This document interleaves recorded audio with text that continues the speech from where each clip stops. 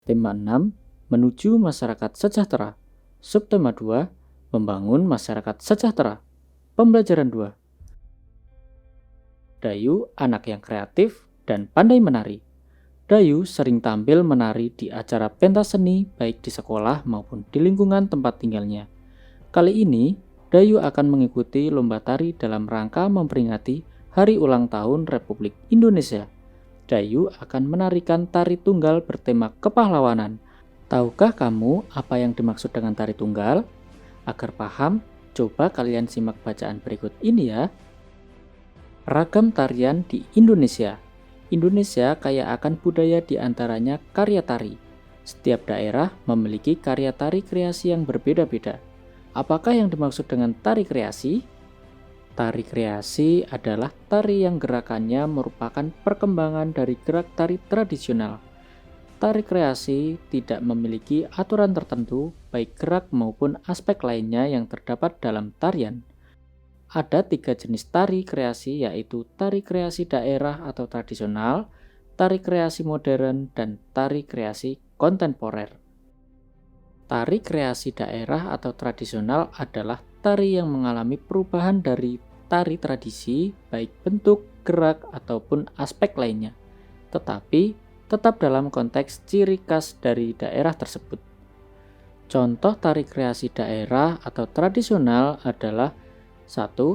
Tari merak dari Jawa Barat, 2. Tari ngigel dari Yogyakarta, dan 3. Tari kupu-kupu dari Bali, dan masih banyak lagi.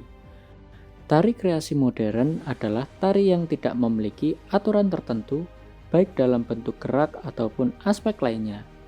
Contoh tari modern adalah tari yapong dari Jakarta, tari manuk rawa dari Bali, tari manipuren dari Jawa Tengah, dan lain-lain.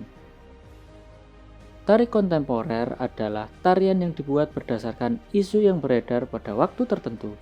Contoh tari kontemporer adalah tari Cak Rina dari Bali, tari setan bercanda dari Bali, dan tari urip-urup dari Jawa. Bentuk karya tari kreasi dapat berupa bentuk tari tunggal, tari berpasangan, dan tari kelompok. Tari tunggal adalah karya tari yang diperagakan oleh seorang penari. Tari berpasangan adalah karya tari yang diperagakan oleh 2 orang penari. Adapun tari kelompok adalah karya tari yang diperagakan oleh lebih dari 2 penari. Nah, dari teks tersebut, kita bisa mengisi tabel berikut ini. Paragraf pertama, gagasan utamanya adalah pengertian dari tari kreasi.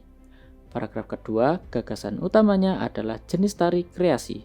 Sedangkan paragraf ketiga, gagasan utamanya adalah bentuk karya tari kreasi.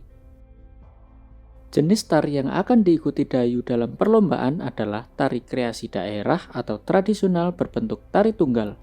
Tari yang akan disajikan Dayu dalam perlombaan adalah tari merak. Tari merak merupakan salah satu contoh jenis tari kreasi. Tari merak berasal dari daerah Pasundan, Jawa Barat. Tari merak menggambarkan ekspresi kehidupan burung merak. Tata cara dan gerak tari terinspirasi dari kehidupan merak yang diangkat ke pentas oleh seniman Sunda Raden J.J. Somantri. Masih banyak contoh tari tunggal lainnya. Coba perhatikan gambar tari merak berikut ini. Selain tari merak, banyak karya tari lain yang berbentuk tari tunggal.